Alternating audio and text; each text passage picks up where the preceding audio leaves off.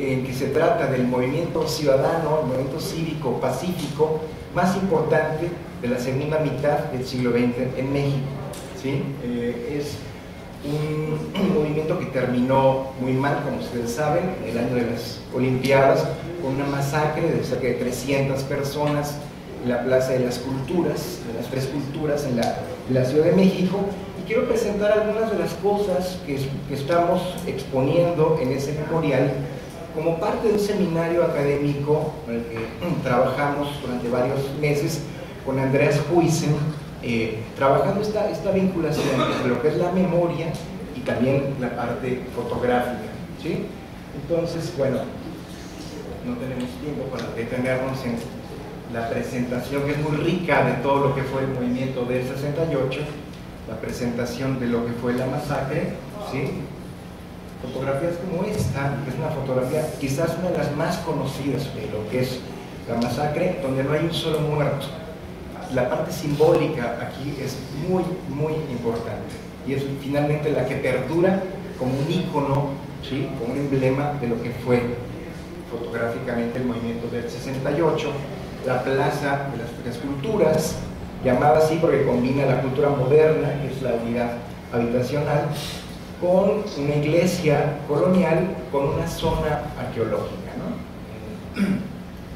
En ese lugar está instalado el memorial. También esto es como muy interesante. Es exactamente en ese lugar que se construye el memorial con toda una propuesta museográfica, donde, esta es la entrada al memorial, donde el principal elemento ahí es el testimonio oral, ¿no? Entonces es interesante, la historia oral ha estado presente en el movimiento del 68.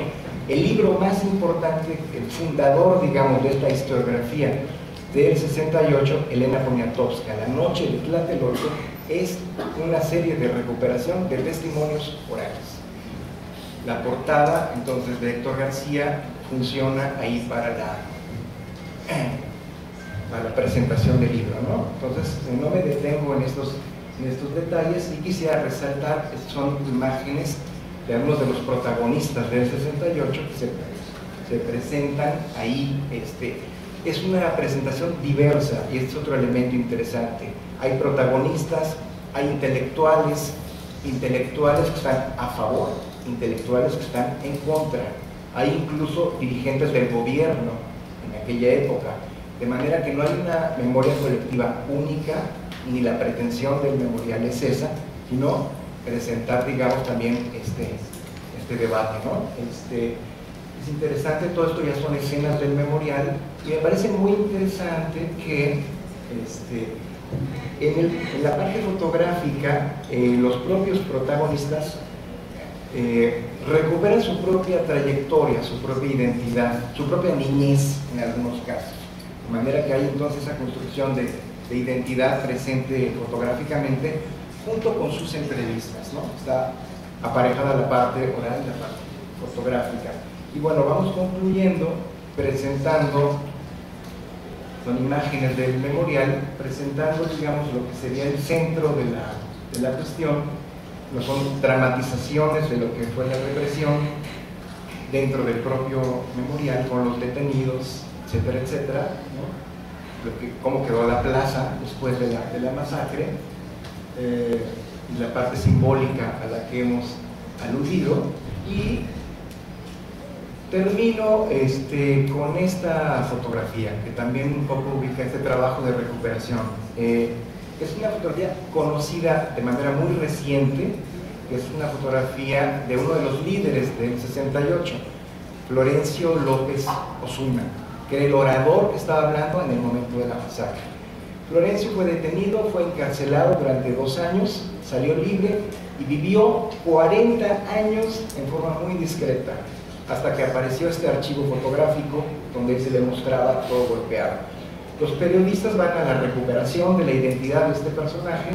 La revista política más importante en México, Proceso, lo ubica, y digamos que a partir de ahí Florencio vive sus 15 minutos de celebridad. Lo van a entrevistar del New York Times, del Washington Post, The Guardian, en fin, todos los grandes periódicos. Y una semana después de que aparece esta fotografía, Florencio López Osuna es asesinado en un hotel en la Ciudad de México. Entonces me parece uno de los ejemplos más dramáticos de esta combinación, ¿no?, de la recuperación del testimonio con la parte fotográfica, y casi es una referencia como para Antonioni, ¿no?, de cómo una fotografía puede influenciar, en este caso de manera muy desafortunada, la vida de un personaje. Bueno, voy concluyendo con eso y simplemente decirles entonces que toda política de la memoria, y esto es una conclusión de este trabajo, está cargada de desacuerdos y de conflictos. No hay una unidad al respecto, y que la divulgación de las imágenes, me parece, no va a cambiar el mundo, pero sí puede contribuir a la creación de una cultura ciudadana que en un momento dado pueda poner límites a estos regímenes autoritarios. Al menos este es el caso de la propuesta del memorial, que ilustra, digamos, este viaje de ida y de vuelta entre la fotografía y el testimonio oral. Muchas gracias.